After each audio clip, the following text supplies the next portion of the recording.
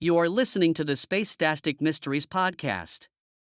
We are continuing Anna Gale Lyne's second novel in the Jaguar and Peacock series, Without Clearance. Colonel Jessa Masters, a fearless and seasoned federal agent for the Intergalactic Intelligence Bureau, IIB, commands the SpaceVessel Liberty with unparalleled precision. Alongside her partner and husband, Nate Masters, a skilled investigator with a sharp intellect, she has faced some of the galaxy's most dangerous criminals. But nothing could prepare them for their next mission, a personal one. When a fellow federal agent is found brutally murdered aboard the Liberty, the crime scene is not just a professional setback, it's a chilling threat that hits too close to home. As Jessa and Nate dig deeper, they uncover clues that suggest this murder is no random act of violence. It's part of a decades-old vendetta, a sinister plot aimed at dismantling Jessa's entire family. Without Clearance is a high-stakes, action-packed space thriller filled with twists, conspiracies, and a powerful tale of love and loyalty in the face of overwhelming danger. This is episode 8, are you on board? If you have not subscribed, do so now, and hit the bell to be notified of new episodes. Nate sat down in the chair in front of my desk, the one closest to the window seat. There was something cold and distant about the way he looked at me. It was the same look he gave me the first day we met. And a brief wave of nausea came over me. In that moment, I thought that my stomach might turn over. His hands were clasped in his lap as he leaned forward. "How are you doing, Peacock? You really should be in our quarters resting. I understand you feel the need to be protective, especially right now. I love that about you. I really do, but," I answered, moving around my desk. Pushing out the other chair, I sat. Instinctively, my hand covered my stomach. Even though I knew intellectually that I had a miscarriage, my heart wasn't quite ready to accept it. Give it time, I told myself. Give it time. In the meantime, I would focus on work. I wanted to keep my mind off what happened. At least for a little while. I know that you talked with Graham, Jaguar. I know that you believe that I am obsessed with seeing vendettas against the family where none exist. I picked up the letter again, waving it in the air. I read this to General Graham. Do you know what he said? That you need to take a vacation? Monaco is nice this time of year. Or maybe he said that you need to rest, like Dr. Manning instructed. Or perhaps he ordered you to see the therapist aboard. He rose his eyebrows superciliously, flashing me a superior grin. He was so sure of himself. I hated when he assumed that stance of superiority, peering down his nose at me. I wanted to wipe that smile off his face, and I intended to do just that. I had to cover my mouth to hide my snickering. When I composed myself, I said, "No, nothing like that. He told me that Brooklyn Curzon had come to the same conclusions that I have, and he believes that is why she was killed." "Maybe he is humoring you," retorted Nate, shifting and reshifting in his seat. "After all, you did just lose a baby." "Maybe," I started, grabbing the arms of my chair. "Maybe, but I don't think so. In fact, I know he's not." "How do you know that?" "He gave me the go-ahead, even wanted to send additional agents to guard us." I gestured toward the terminal. I told him that Colin's crew could handle the job, but he insisted that if I needed anything, it was mine. "You mean ours? I am your partner." I took a deep breath and stood. I leaned against the edge of my desk. I wasn't sure how to broach this, only that I had to. "Jag, I love you, that is not in question here, but," I looked into his face, which wore a lost expression. He seemed changed somehow. The kind, loving man I loved was hidden by this person, whoever he was. I didn't know who he was, but I knew he wasn't the man I had come to love. His face looked as if it were etched in stone. "But General Graham believes after speaking with you that you aren't acting like yourself and has put me in charge of this investigation. He has left it up to me to decide whether you should participate or not." "Oh, come on, Peak. You have to let me participate. I am your partner." I spun on my heel and shuffled toward the window. "As far as I am concerned, you betrayed me and," I retorted, folding my arms across my chest. I am seriously considering going this alone.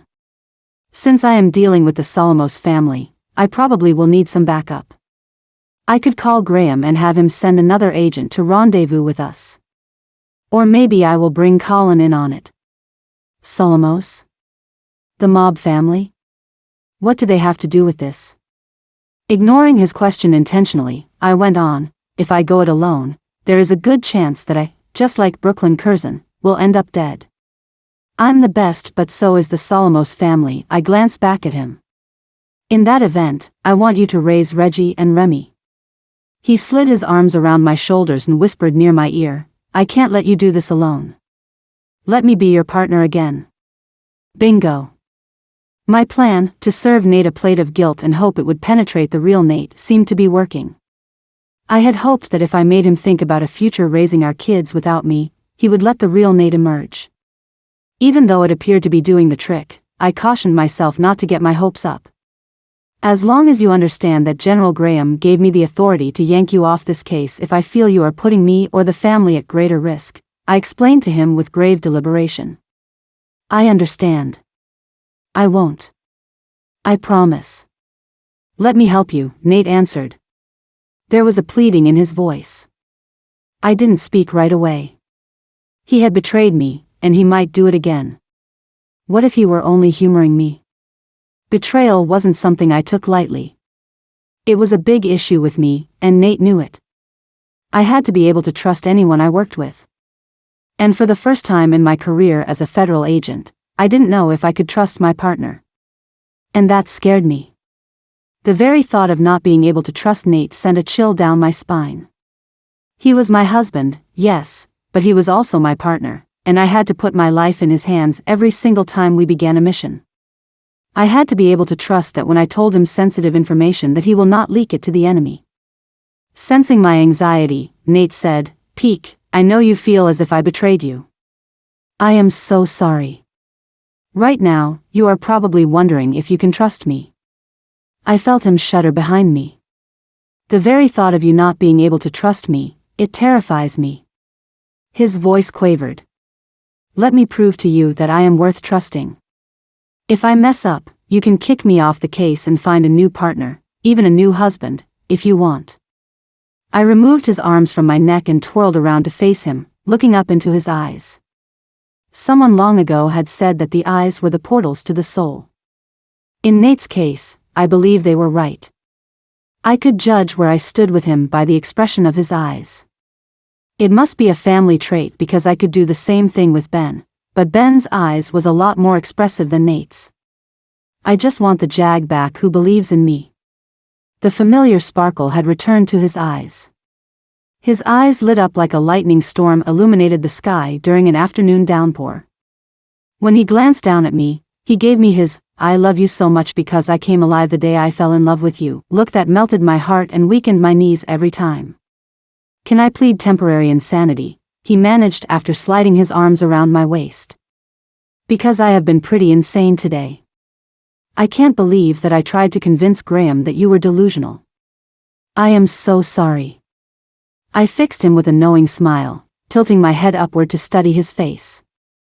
You are sorry, aren't you? After he nodded, I added, you do realize that the threat against the family is real, right? Another nod of recognition. Okay, then, it seems, my great-great-great-grandmother, Federal Agent Laura Madison, destroyed the Solomos drug business in 2002, sending them into financial and political ruin. Now they have finally taken back their territories and have achieved the status they once had. Which gives them both means and motive to get revenge on the family that took them down, Nate interpreted, moved his face closer to mine and kissed me. Seeing my eyes widen in surprise, he maintained, I haven't got to do that all day. I gave him a sidelong glance, then twisted my mouth. As much as I enjoyed the sentiment, we have a case to solve before my memory is permanently erased. What else have you found out? The Solomos family is now headed by Acacia Solomos. I figured if she killed Brooklyn Curzon, she has to still be on board. You know that if someone wanted to leave bad enough, they would find a way, he answered, pushing my hair out of my eyes. Just because the logs don't show anyone leaving the vessel, doesn't mean that they didn't. It would be difficult, though, I started, shaking my thumb at him. In order to enter or leave the Liberty, one must press their thumb to the verification pad and submit to a scan. Remember how hard it was for us to get aboard when the system was first installed. And we have appropriate clearance. True, very true, but couldn't he or she have ducked into the shuttle that transported Remy here? I shook my head. No, the shuttles are also equipped with the same security system. Then how did a Solomos get aboard? He questioned, leading me over to the couch. He sat, patting the seat next to him. Chip says that there are no Solomos aboard. As Chip readily pointed out, though, Jag, that doesn't take into account those who may be related to the Solomos family or those who may have legally changed their names. I sank onto the couch, twisting to see him better. That computer definitely has the mind of a top-notch agent. We have the task of looking for a needle in a haystack, Nate concluded. He sighed heavily as he leaned back so that his back was touching the couch cushions. We can rule out the men aboard, I advised him, gesturing toward the letter on my desk, because Brooklyn Curzon's note tagged the person that is after me as a woman. Which narrows our suspect list down to 48% of the crew rather than 100%. But if we get a fix on what the fundamental players in the Solomos family look like, we could have the security guards keep an eye out for them. Why don't you lean against me and put your legs up? Nate suggested in a soothing tone. You are probably very tired. You couldn't have gotten more than a few. The security guards. A thought struck me as I was swinging my legs onto the couch. Jag. I leaned back so that my back was against Nate. Nate positioned his arms so that they were around me. I gripped Nate's arm tightly. I was reading that 15 people transferred onto the Liberty, Jag, at the beginning of this mission. 8 of which were security officers. And you think that one of them may be a Solomos, he surmised, cocking his head to look at me. He moved his thumb back and forth over my hand. If you intended on killing the commander of a vessel, such as this one, what position would you occupy? Nate didn't say anything for a few minutes and he stopped stroking my hand. When he resumed, I knew he had finished thinking it through. I would become a security officer. The commander would trust me to protect her from the bad people and never suspect that I wanted to harm her. That's what I am thinking. How well do we know these security guards that transferred aboard? I insisted, putting the fingers of my other hand to my mouth. When you were in charge of security, I knew that you were running periodic background checks on the security guards, but with Colin, I don't know. He brought most of these people with him. We'll just have to ask him at dinner, Nate replied, resting his head against the back of the couch. Yeah, at dinner, I agreed, putting my hand to my mouth, yawning. Right now, I think I'll take a little nap.